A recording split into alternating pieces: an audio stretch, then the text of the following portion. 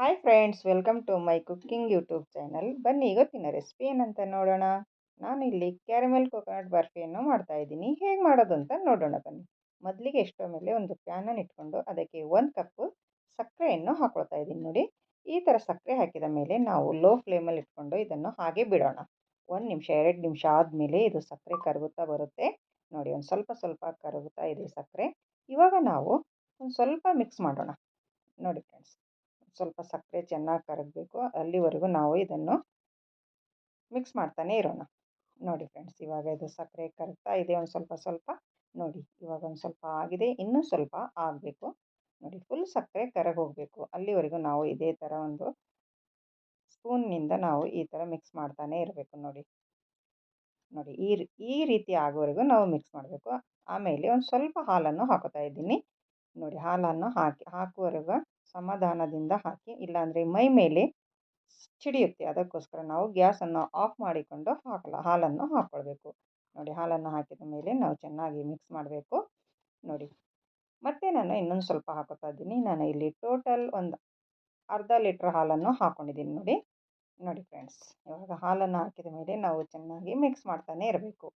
ಇವಾಗ ಗ್ಯಾಸನ್ನು ಆನ್ ಮಾಡಿ ನಾವು ಇದನ್ನು ಹಾಲನ್ನು ಕುದಿ ಬರೋವರೆಗೂ ಚೆನ್ನಾಗಿ ಕುದಿಸ್ಕೊಳ್ಬೇಕಾಗುತ್ತೆ. ನೋಡಿ, ಈ ಸೈಡಲ್ಲೆಲ್ಲ ಅಂಟ್ಕೊಳ್ಳುತ್ತದಲ್ಲ, ಅದೆಲ್ಲ ನಾವು ಒಳಗಡೆನೆ ಹಾಕ್ಕೊಂಡು ಚೆನ್ನಾಗಿ ಮಿಕ್ಸ್ ಮಾಡ್ತಾನೆ ಇರಬೇಕು. ನೋಡಿ, ಪೂರಾ ಹಾಲು ಚೆನ್ನಾಗಿ ಕುದಿ ಬರಬೇಕು, ಕುದೀತಾ ಇರಬೇಕು. ಒಂದು 5 ನಿಮಿಷನಾದರೂ ಇದನ್ನು ಹಾಲನ್ನು ನಾವು ಚೆನ್ನಾಗಿ ಕುದಿಸ್ಕೊಳ್ಬೇಕಾಗುತ್ತೆ. ನೋಡಿ ನೋಡಿ ಫ್ರೆಂಡ್ಸ್, ಇವಾಗ ಹಾಲು ಕುದಿ ಬರ್ತಾ ಇದೆ. ನೋಡಿ, ಇವಾಗ ಹೈ ಫ್ಲೇಮಲ್ಲಿ ಇಟ್ಕೊಂಡು ನಾವು ಈ ಹಾಲನ್ನು ಕುದಿಸ್ಕೊಳ್ಬೇಕು. ನೋಡಿ, ಇವಾಗ ನಾನು ಇಲ್ಲಿ ಕೊಕೊನಟನ್ನು ತುರಿ ಮಾಡಿಕೊಂಡು ಇಟ್ಕೊಂಡಿದ್ದೀನಿ. ಹಸಿ ಕೊಬ್ಬರಿಯನ್ನು ತುರಿ ಮಾಡ್ಕೊಂಡು ಇಟ್ಕೊಂಡು ಇದನ್ನು ಹಾಕೋತಾ ಇದ್ದೀನಿ. ನೋಡಿ ನೋಡಿ ಫ್ರೆಂಡ್ಸ್, ನೀವು ಹಸಿ ಕೊಬ್ಬರಿ ಇಲ್ಲ ಅಂದರೆ ನೀವು ಡೆಸಿಕೇಟೆಡ್ ಕೊಕೊನಟ್ ಪೌಡರ್ ಇರುತ್ತಲ್ವ, ಅದನ್ನು ಕೂಡ ಹಾಕ್ಕೊಂಡು ನೀವು ಮಾಡ್ಕೊಳ್ಬೋದು. ಈ coconut barfi, caramel coconut barfi, ಅದರಿಂದ ಕೂಡ ತುಂಬ ಚೆನ್ನಾಗಾಗುತ್ತವೆ. ಹಸಿ ಕೊಬ್ಬರಿಯಿಂದ ತುಂಬಾ ಟೇಸ್ಟ್ ಚೆನ್ನಾಗಿ ಬರುತ್ತೆ. ಅದಕ್ಕೋಸ್ಕರ ನಾನು ಹಸಿ ಕೊಬ್ಬರಿಯನ್ನು ಯೂಸ್ ಮಾಡ್ತಾ ಇದ್ದೀನಿ. ನೋಡಿ ಫ್ರೆಂಡ್ಸ್, ನಿಮ್ಮ ಹತ್ರ ಯಾವುದಿದೆ ಅದರಿಂದ ನೀವು ಮಾಡ್ಕೊಳ್ಬೋದು. ನೋಡಿ, ಹಸಿ ಕೊಬ್ಬರಿ ಹಾಕಿದ ಮೇಲೆ ನಾವು ಈ ಥರ ಮಿಕ್ಸ್ ಮಾಡ್ತಾನೆ ಇರಬೇಕು. ನೋಡಿ, ಇದು ಗಟ್ಟಿ ಆಗುವವರೆಗೂ ನಾವು ಚೆನ್ನಾಗಿ ಮಿಕ್ಸ್ ಮಾಡ್ತಾ ಇರಬೇಕು. ಒಂದು 4ರಿಂದ 5 ನಿಮಿಷ ಟೈಮ್ ತಗೊತ್ತೆ ಕೊಬ್ಬರಿ ಹಾಕಿದ ಮೇಲೆ. ನೋಡಿ ಫ್ರೆಂಡ್ಸ್, ಇದಕ್ಕೆ ನಾನು ಒಂದು ಸ್ವಲ್ಪ ಹಾಲಿನ ಮೇಲೆ ಕೆನೆಯನ್ನು ಕೂಡ ಹಾಕೋತಾ ಇದ್ದೀನಿ. ಕೆನೆ ಹಾಕೋದ್ರಿಂದ ತುಂಬಾ ಟೇಸ್ಟು ಚೆನ್ನಾಗಿ ಬರುತ್ತೆ. ಅದಕ್ಕೋಸ್ಕರ ನಾನು ಕೆನೆ ಇದ್ದರೆ ಹಾಕ್ಕೊಳ್ಳಿ, ಇಲ್ಲಾಂದರೆ ಇದು ಸ್ಕಿಪ್ ಮಾಡ್ಬೋದು. ನೋಡಿ ಫ್ರೆಂಡ್ಸ್, ಒಂದು ಸ್ವಲ್ಪ ಇಲಂಚಿ ಪೌಡರ್ ಕೂಡ ಹಾಕ್ತಾ ಇದ್ದೀನಿ. ಹಾಕಿ ನಾವು ಚೆನ್ನಾಗಿ ಮಿಕ್ಸ್ ಮಾಡ್ತಾ ಇರಬೇಕು. ನೋಡಿ ಫ್ರೆಂಡ್ಸ್, ಕೈ ಬಿಡದೇ ಮಿಕ್ಸ್ ಮಾಡ್ತಾ ಇರಿ, ಇಲ್ಲಾಂದರೆ ಇದು ತಳ ಹಿಡಿಯುತ್ತದೆ. ನೋಡಿ ಫ್ರೆಂಡ್ಸ್, ಇದು ಸ್ವಲ್ಪ ಸ್ವಲ್ಪ ಗಟ್ಟಿ ಹಾಕೋತಾ ಬರ್ತಾ ಇದೆ. ನೋಡಿ, ಇವಾಗ ಚೆನ್ನಾಗಿ ಗಟ್ಟಾಗಿದೆ. ನೋಡಿ ನೋಡಿ ಈ ಥರ ಆಗಿದೆ. ನೋಡಿ ನೋಡಿ ಫ್ರೆಂಡ್ಸ್, ತುಂಬ ಸುಲಭವಾದ ರೀತಿಯಲ್ಲಿ ಈ ಕ್ಯಾರಮೆಲ್ ಕೊಕೊನಟ್ ಬರ್ಫಿ ಮಾಡ್ಬೋದು. ಕಡಿಮೆ ಸಮಯದಲ್ಲಿ ಕಮ್ಮಿ ಇಂಗ್ರೀಡಿಯೆಂಟ್ಸ್ ತಗೊಂಡು ನಾವು ಈ ಕ್ಯಾರಮೆಲ್ ಕೊಕೊನಟ್ ಬರ್ಫಿಯನ್ನು ಮಾಡ್ಬೋದು. ನೋಡಿ, ಮತ್ತು ನಾನು ಒಂದು 2 ಸ್ಪೂನಷ್ಟು ಮಿಲ್ಕ್ ಪೌಡ್ರನ್ನು ಹಾಕೋತಾ ಇದ್ದೀನಿ. ನೋಡಿ, ಮಿಲ್ಕ್ ಪೌಡ್ರ್ ಹಾಕಿದ ಮೇಲೆ ನಾವು ಚೆನ್ನಾಗಿ ಒಂದು ಸರಿ ಮಿಕ್ಸ್ ಮಾಡ್ಕೊಳ್ಬೇಕು. ಲೋ ಫ್ಲೇಮಲ್ಲಿ ಇಟ್ಕೊಂಡೆ ನಾವು ಇದನ್ನು ಮಾಡಬೇಕಾಗುತ್ತೆ. ನೋಡಿ ಫ್ರೆಂಡ್ಸ್, ಇವಾಗ ಈ ಕ್ಯಾರಮೆಲ್ ಕೊಕೊನಟ್ ಬರ್ಫಿ ರೆಡಿಯಾಗಿದೆ. ನೋಡಿ, ಈ ಥರ ಆಗುವವರೆಗೂ ನಾವು ಚೆನ್ನಾಗಿ ಮಿಕ್ಸ್ ಮಾಡ್ತಾನೆ ಇರಬೇಕು. ನೋಡಿ, ಕೊನೆಯದಾಗಿ 1 ಸ್ಪೂನ್ ತುಪ್ಪವನ್ನು ಹಾಕೋತಾ ಇದ್ದೀನಿ. ತುಪ್ಪ ಏನೋ ಇದ್ದರೆ ಹಾಕ್ಕೊಳ್ಳಿ, ಇಲ್ಲ ಅಂದರೆ ಇಲ್ಲ, ಇದೇನೋ ಹಾಕುವ ಅವಶ್ಯಕತೆ ಇಲ್ಲ. ಒಂದು ಸ್ವಲ್ಪ ಟೇಸ್ಟ್ ಚೆನ್ನಾಗಿ ಬರುತ್ತೆ ಅಂತ ನಾನು 1 ಸ್ಪೂನ್ ಅಷ್ಟೇ ತುಪ್ಪ ಹಾಕ್ಕೊಂಡಿದ್ದೀನಿ. ನೋಡಿ, ರೆಡಿ ಆಯ್ತು. ನೋಡಿ, ಇವಾಗ ಪ್ಯಾನ್ ಕೂಡ ಚೆನ್ನಾಗಿ ಬಿಡ್ತಾ ಇದೆ. ತುಂಬಾ ರುಚಿಯಾಗಿರುವ ಈ ಕ್ಯಾರಮೆಲ್ ಕೊಕೊನಟ್ ಬರ್ಫಿ ನೀವು ಒಂದು ಸರ್ತಿ ಟ್ರೈ ಮಾಡಿ ನೋಡಿ, ಹೇಗೆ ಬಂತು ಅಂತ ಕಮೆಂಟಲ್ಲಿ ತಿಳಿಸಿ ಫ್ರೆಂಡ್ಸ್. ನೋಡಿದ್ದು ಇವಾಗ ರೆಡಿ ಇತ್ತು. ನಾವು ಗ್ಯಾಸನ್ನು ಆಫ್ ಮಾಡಿಕೊಂಡು ನಾವು ಇದನ್ನು ಆರುವುದಕ್ಕೆ ಬಿಡೋಣ.